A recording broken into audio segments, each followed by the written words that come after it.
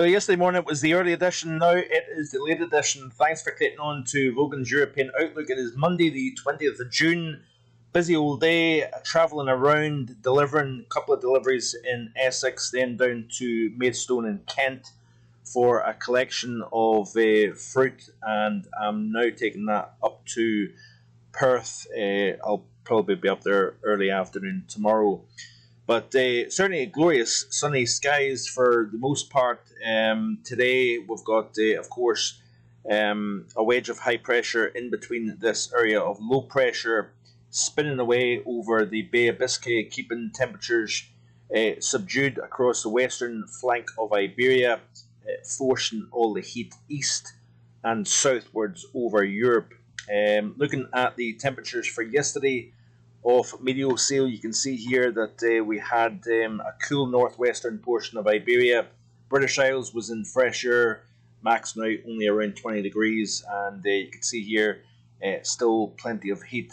Monthly records, national monthly records, either threatened or exceeded in Central Europe. So, of course, it started off in Spain, then into France. We had a little bit of a 36-hour heat wave, if you will, across the southeastern portion of the UK.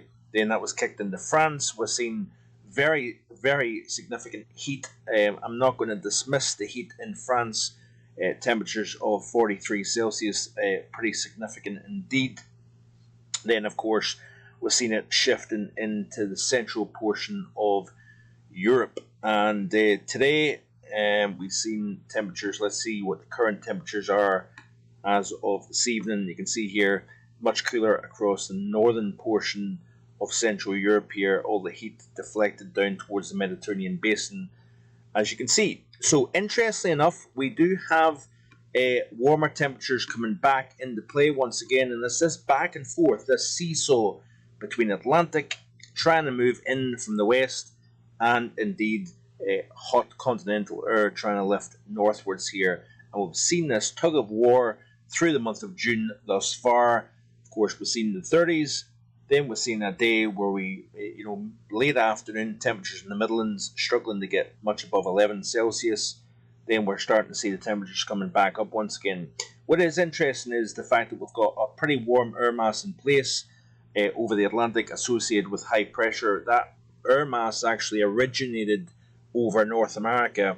It's now crossing over the Atlantic, and by the middle portion of the week, temperatures in the UK could push 28, possibly 30 degrees by the time we reach the middle portion of the week. So let's look at the air mass chart here, because we do have high pressure building in for the week. You can see here relatively cooler in place at the moment, hence why we're only seeing temperatures into the low 20s. But then as we start to see through the middle portion of the week, some of that milder air tries to move in, and with sunshine, temperatures will respond here. Interesting how the GFS then sends the trough southwards to the west of the UK. Then it opens the door to the possibility of some of that African Saharan heat to then lift up into the central portion of Europe once again. And with the trough always to the west of the UK, that always opens the possibility up for that heat lifting north. So you can see here by the time we reach the end of the month, some of those very warm 850 temperatures are trying to get all the way up towards Scandinavia. Let's have a look at the ECMWF, and you can see here what that is showing. We'll skip back to the current period, and of course you've got that warmer over the North Atlantic, and that kind of tries to push its way into the UK. It briefly does, as you can see. Then similar to the GFS, you've got that trough, that cold air coming down out of the north, and with low pressure over the UK, it tries to wrap that cooler into the UK underneath the trough.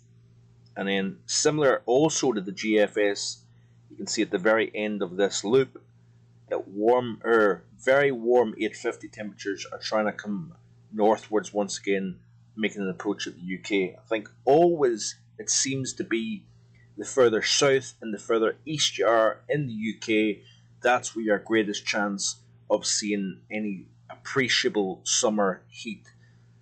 Scotland, it's going to be a very, very back and forth, even more back and forth than what we're seeing for England and Wales here. But there is the possibility of even Scotland seeing warmer temperatures this week as we go forward here. If we look at the British Isles and the temperatures at 8:50, you can see here as we play through the loop here that warmer air at 8:50 then pushes across the UK. If you've got 8:50 temperatures of plus 13 at 5,000 feet, transfer that down to the surface, and with enough sunshine, and you can be seeing temperatures respond very nicely indeed. So this is Wednesday here, and you notice here temperatures into the mid-20s across the southeast of the country here. The ECMWF not overly enthusiastic, if you notice, about any real warmth across the northern half of the British Isles. Let's have a look at the GFS actually and see what it's showing for Scotland here, because of course I live in Scotland and I don't want to always be talking primarily about one particular location. Like the way I said that, I didn't say England, I didn't say Wales. I'm being diplomatic, but you can see here that certainly the modelling, we might see with sunshine temperatures in the mid-20s, I think, with those 8:50 temperatures at plus 12, plus 13 Celsius. So we'll wait and see what happens. Back and forth is going to be the continued story as we go through, I think, the remainder of this month. Are we going to see another surge of temperatures pushing into the 30s once again? Very possible. I think, given the overall setup that we've got in place, this wild swing of back and forth, unusual cool days, very warm days, typical of the time of the year. We've got all those factors in place at the moment here. So that's it for today. Thanks for watching. I do appreciate it. Please always like, share, and subscribe. And I'll hopefully be back again tomorrow with more on my travels back up to Perth. Bye for now.